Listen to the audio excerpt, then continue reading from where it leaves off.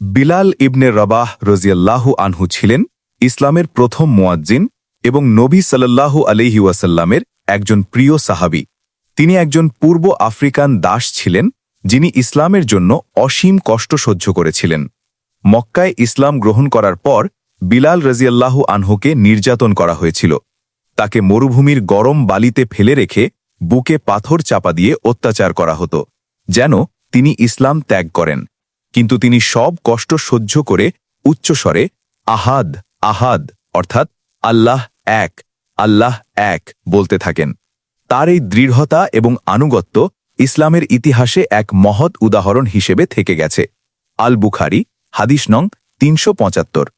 বিলাল রাজিয়াল্লাহু আনহুয়ের জীবন থেকে আমরা শিখি আল্লাহর প্রতি আমাদের আনুগত্য এবং ঈমান সবসময় দৃঢ় থাকতে হবে।